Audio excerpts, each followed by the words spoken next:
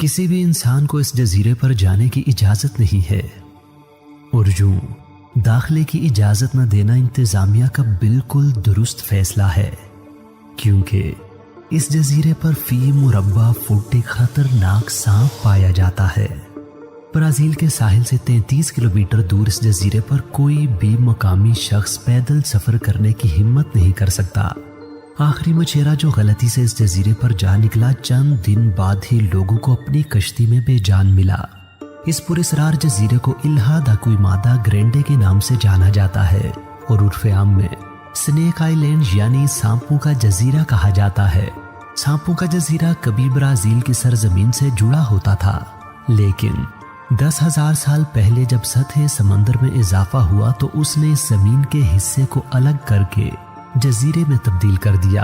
सांपों का जजीरा बगैर आबाद ही रहता है। ब्राजीली हुकूमत ने किसी का भी वहां दाखिला ममनू करार दे रखा है। आखिरी इंसान जो इस जजीरे पर रहा वो 1920 की दहाई के आखिर में वहां लाइट हाउस कीपर था। कश्तियों को रास्ता दिखाने वाले लाइट हाउस की देखभाल के लिए वो अपने बीवी बच्चों के साथ रहता था। एक दिन लाइट हाउस की खिड़कियों से दाखिल होकर आखिरकार सांपों ने लाइट हाउस कीपर और उसकी फैमिली की जान ले ली। अब वहां मुस्तकिल रिहाइश किसी की नहीं, लेकिन बहरिया वक्तन फवक्तन देखभाल के लिए लाइट हाउस का दौरा करती रहती है और इस बात को यकीनी बनाती है कि कोई एडवेंचरर इस जजीरे के करीब अपनी किस्मत तो नहीं आजमा रहा। हुकूमत की तरफ से सिर्फ 2 तरह के लोगों को वहां जाने की इजाजत है। एक नेवी को जो वहां जाकर लाइट हाउस की देखभाल और मुरम्मत करती है, और दूसरा रिसर्चर्स को जो वहां सांपों के ऊपर तहकीक करने जाते हैं। सवाल ये पैदा होता है कि सांप इतनी बड़ी तादाद में वहां आए कैसे?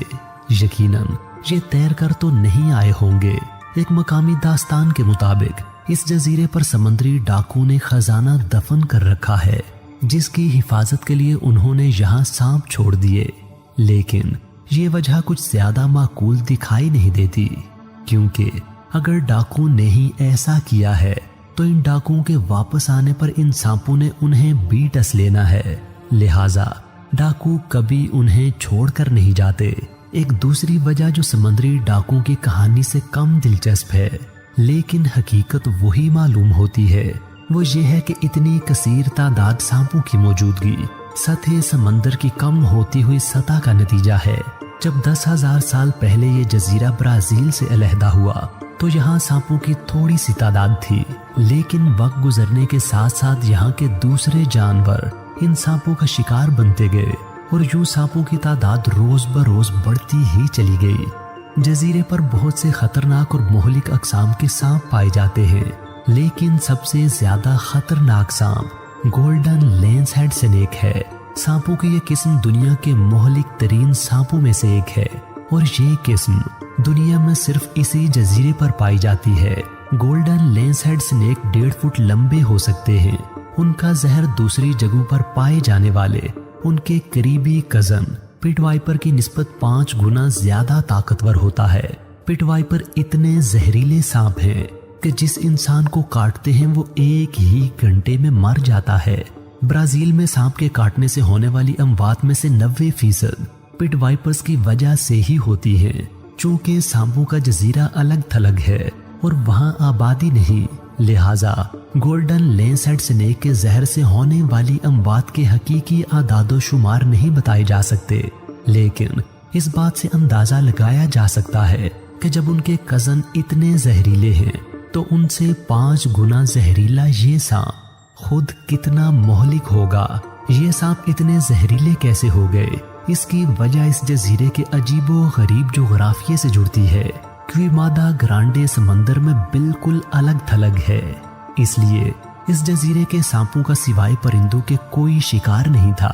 अमूमन सांप अपने शिकार को डसते हैं तो भागने की कोशिश करते हुए वो फड़कता है और कुछ दूर जाकर जहर से हलाक हो जाता है, लेकिन जब शिकार परिंदे हों तो इम्कान रहता है कि वो डसे जाने के बाद उड़कर कहीं दूर जाकर गिरेंगे। इस वजह से इस जजीरे के सांपों को अपने जहर में इजाफी जहरीलापन पैदा करना पड़ा, ताकि वो किसी भी परिंदे को उड़ने से पहले ही फौरन मार डालें।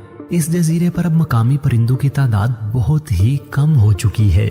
اس لیے جزیرے کے سانپ اپنی خوراک کے لیے جزیرے پر آنے والے عارضی پرندوں پر ہی انحصار کرتے ہیں۔ ایک اندازے کے مطابق اس وقت سنیک آئی لینڈ پر 2000 سے 4000 تک گولڈن لینس ہیڈ سنیک پائے جاتے ہیں۔ کبھی یہ تعداد اس سے بھی کئی گنا زیادہ ہوتی تھی، لیکن یہاں جنگلات کی کٹائی اور خوراک کی عدم فراہمی کے باعث ان کی تعداد تیزی سے کم ہوئی ہے۔